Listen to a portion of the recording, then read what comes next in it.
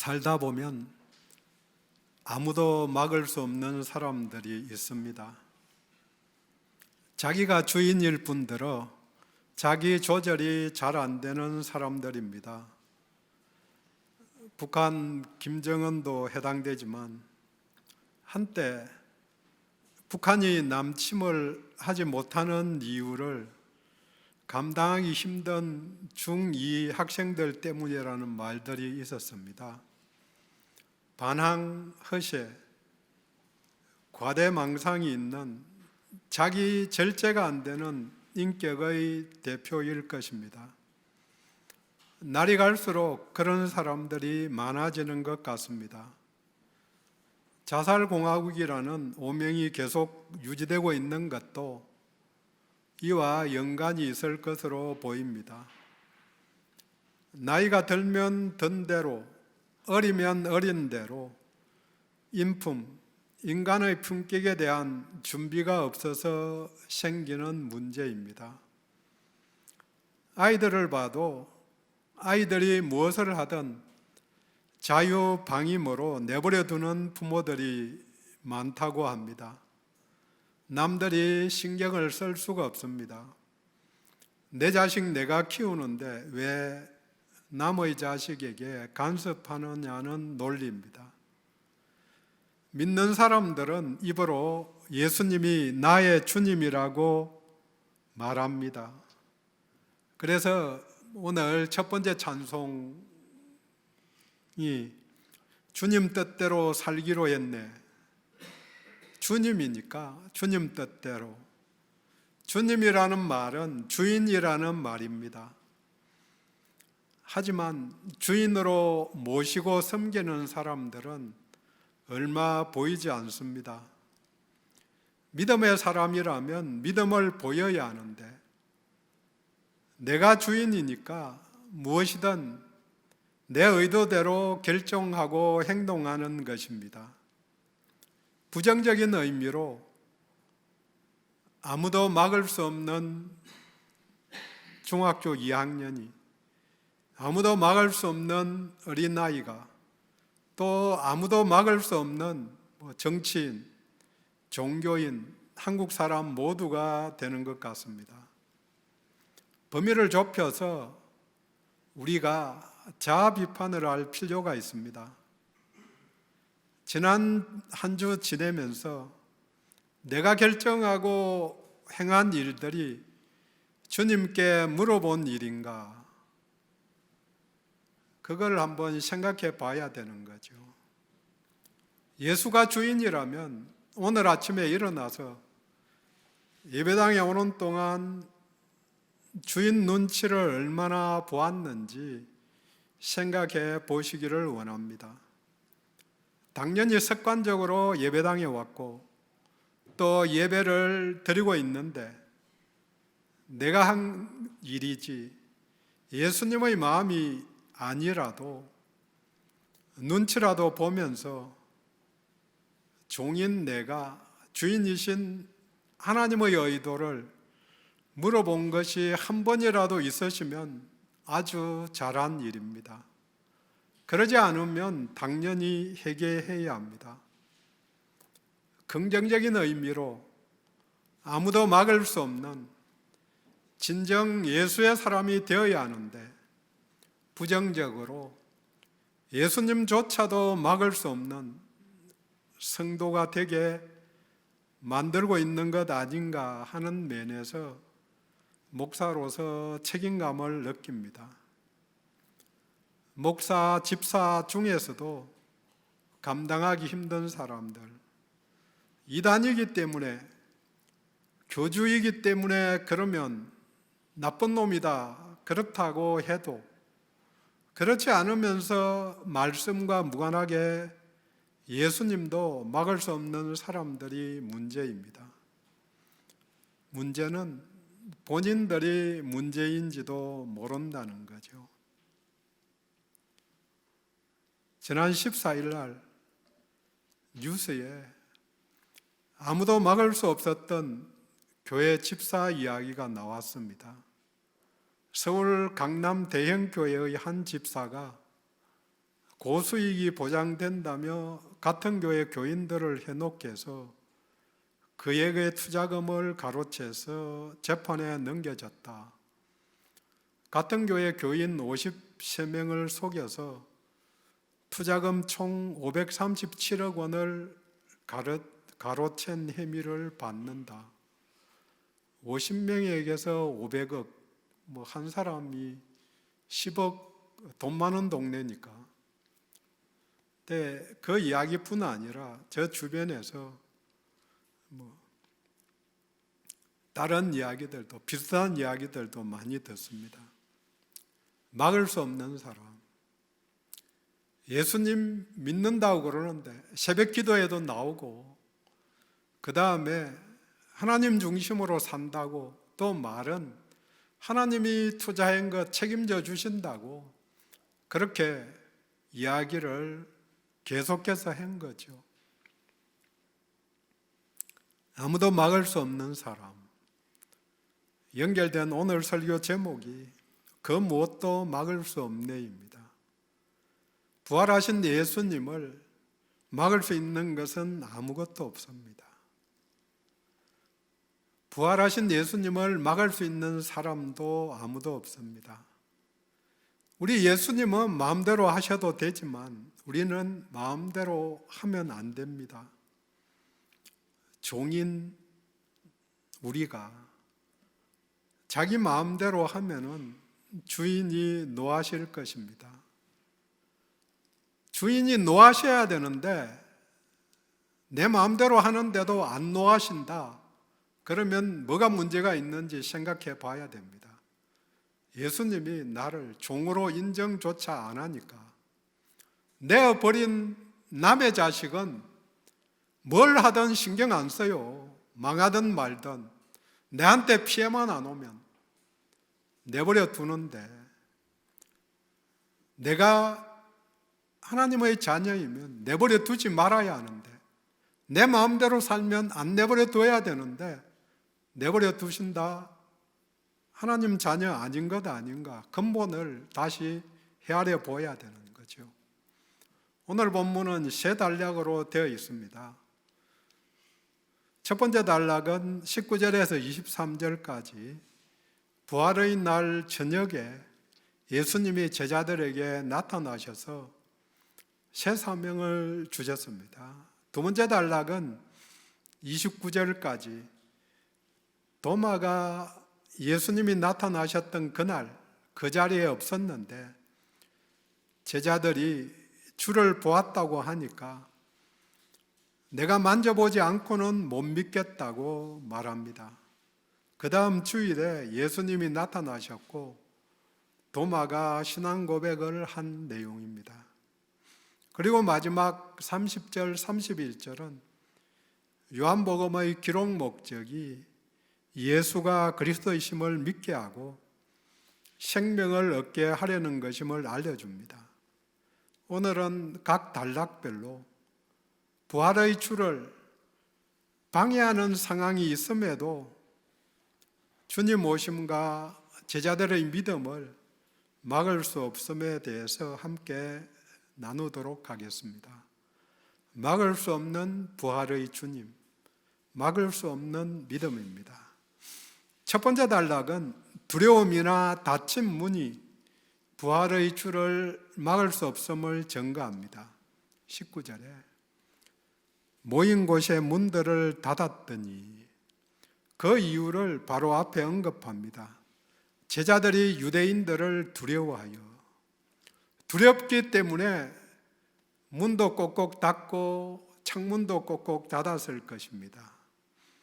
그 상황은 한 주일 뒤에도 반복됩니다. 26절에 제자들이 다시 집안에 있을 때에 문들이 닫혔는데, 두려움은 제자들뿐 아니라 세상 사는 모두에게 다 있습니다. 아프면 이게 낫게 되는 건가? 약간의 두려움이 있죠. 마리아를 통해서 예수님이 다시 살아나셨다는 이야기를 들었지만 누가복음에 따르면 제자들은 믿지 않았습니다. 베드로는 뛰어가서 빈 무덤을 보았지만 놀랍게만 여겼습니다. 그러니 그 상황에 예수님은 돌아가셨고 시체마저 없어졌으니 그 다음 순서는 자신들은 시체 도둑이 되어서 핍박이 오는 것밖에 없습니다. 마태복음에 따르면 대제사장과 바리새인들도 예수님이 사흘 만에 다시 살아나리라 한 것을 기억하기에, 이게 굉장히 중요한 이야기인데요, 제자들은 못 믿었는데 정작 핍박자들은 예수가 사흘 만에 다시 살아난다고 그렇게 말했다, 이걸 기억하고는 마태복음 27장 64절에 그의 제자들이 와서 시체를 도둑질하여 가고 그가 죽은 자 가운데서 다시 살아났다 하면 후에 속임이 전보다 더 클까 하나이다. 그러면 더 큰 문제가 발생하기 때문에 경비병을 세우고 돌을 임봉하고 무덤을 굳게 지킵니다. 제자들은 그렇게 아무도 못 믿었는데 주님이 지금까지 하신 일을 생각하면 그리스도이신데, 그렇게 가실 분이 아니신데 또 언제 유대인들이 찾아와서 핍박을 할지 모르기 때문에 두려워서 문을 걸어 잠갔습니다. 두려움에 세상과 단절을 한 것입니다. 하지만 우리 주님이 분명 문이 닫혔는데 그들 가운데 불현듯 나타나셨습니다. 19절에 예수께서 오사 가운데 서서 이르시되 20절에 손과 옆구리를 보이시니 제자들이 주를 보고 기뻐하더라. 예수이신 확실한 증거, 못 박혔던 손과 창에 찔린 옆구리를 보여주셨습니다.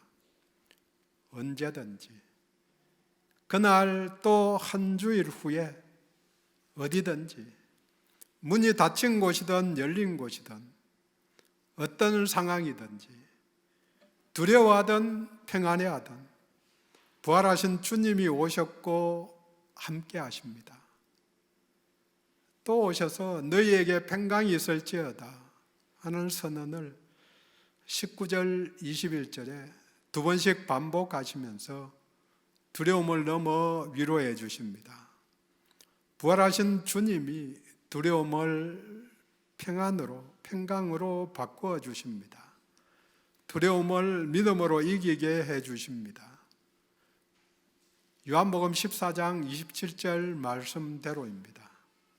평안을 너희에게 끼치노니 곧 나의 평안을 너희에게 주노라. 내가 너희에게 주는 것은 세상이 주는 것과 같지 아니하니라. 너희는 마음에 근심하지도 말고 두려워하지도 말라.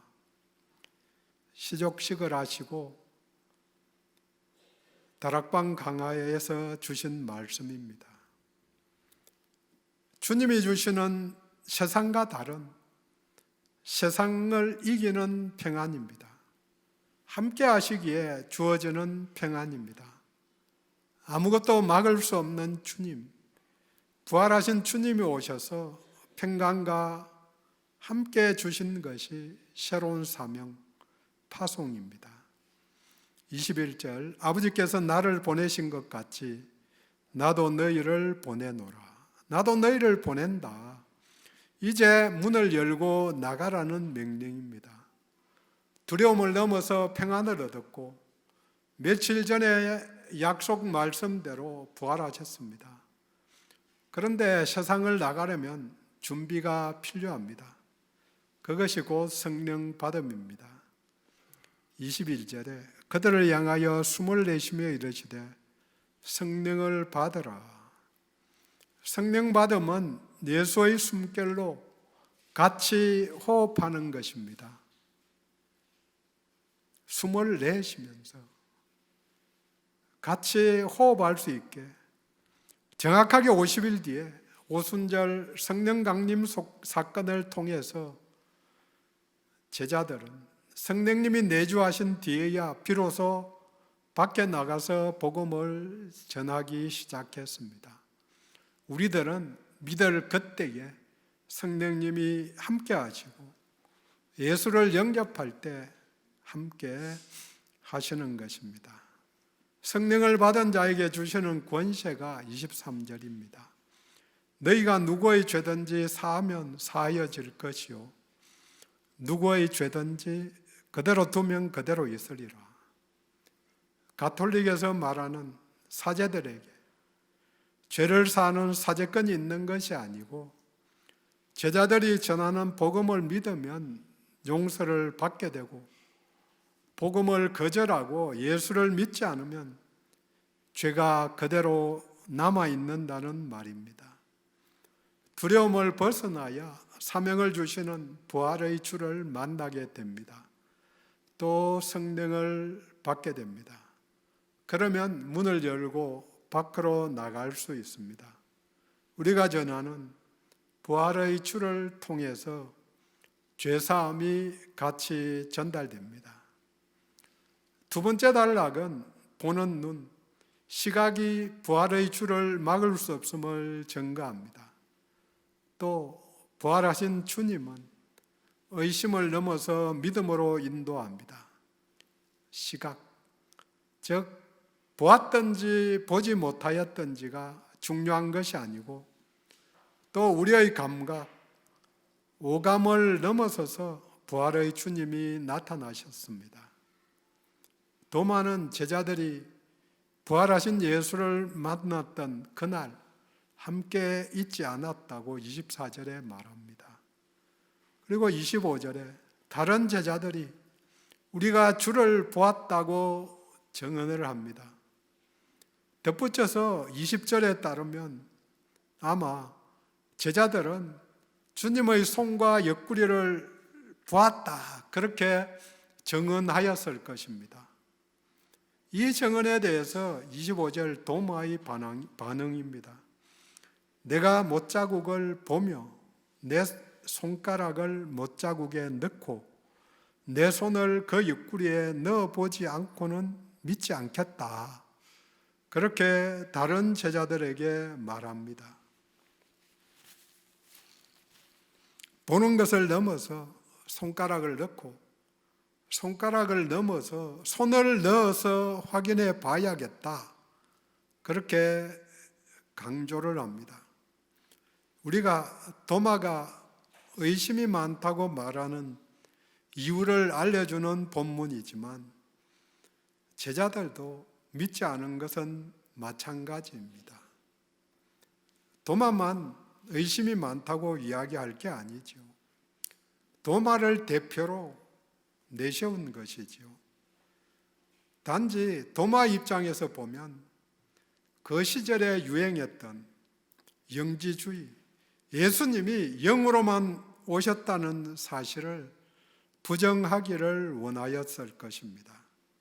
제자들이 환상을 볼 수 있었으니까 예수님이 육이 아니라 영으로만 왔을 수도 있기 때문에 부활한 후에도 육체를 입은 것이 확실하다는 증거를 원하였을 것입니다.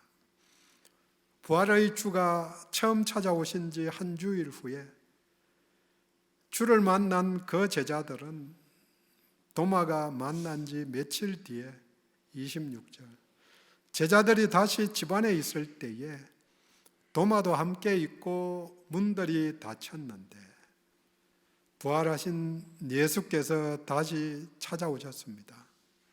문들은 역시 닫혔고 첫 말씀은 역시 평강이 있을지어다입니다. 두려움을 극복하지 못하고 평강을 온전히 누리지 못한 도마도 있기 때문에 평강을 전달한 것으로 생각합니다. 온전히 도마를 위해서 찾아오셔서 말씀하십니다.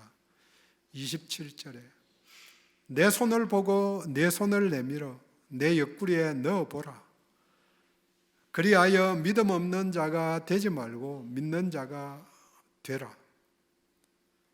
제대로 확인해서 믿음 없는 자, 불신자가 되지 말고 또 의심을 넘어서라고 명령하십니다. 그러자 바로 도마가 신앙 고백을 합니다. 27절에 나의 주님이시오 나의 하나님이시니이다. 도마가 의심을 넘어선 것은 솜과 옆구리를 봐서가 아닙니다. 함께 하심을 알았기 때문입니다. 이게 중요합니다. 보고만 믿는 게 아니라는 거죠. 물론 이 자리에서 보기는 했습니다. 임마누엘, 함께 하심을 잃으면 의심하다가 불신으로 넘어갑니다. 하지만 도마는 임마누엘, 함께 하심을 처음 했습니다. 반복해서 말씀드리지만 보았기 때문이 아니라 함께 하심을 알았기 때문에 믿음을 고백한 것입니다. 히브리서 12장 2절은 말합니다. 믿음의 주요 온전케 하시는 예수를 바라보자. 부활의 주를 바라보면 모든 문제가 해결됩니다. 도마가 다른 제자들에게 의혹을 말할 때 그때 도마가 눈에는 그 자리에 예수님이 안 계셨는데 예수님이 다 듣고 계셨습니다. 제자들과 도마만 있었는데 예수님은 그 자리에 안 계셨거든요. 그런데 예수님은 다 듣고 계셨습니다.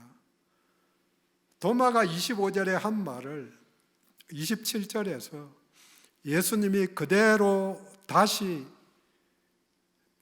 돌려준 말입니다. 내가 안 계시다고 생각했지만 부활하신 주님은 그 자리에도 계셨다. 다 들으셨다. 그게 충격인 것입니다. 도마에게는. 나는 안 듣고 내가 혼잣말로 아무도 없는 데서 내가 외쳐서 그 말이라고 생각할 수 있지만, 착각할 수 있지만 우리 예수님은 도마에게 하신 말씀과 똑같은 말을 하실 것입니다. 내가 다 들었다. 내 괴로움 다 듣고 알고 있다. 하지만 중요한 것은 응답해 주시고 낫게 해 주시는 것은 하나님 일이지 살면서 권리와 의무를 착각하는 사람들을 굉장히 많이 봅니다. 당연하다고 호의를 베풀면은 당연하다고 착각을 하는 거죠. 하지만 호의는 호의일 따름입니다.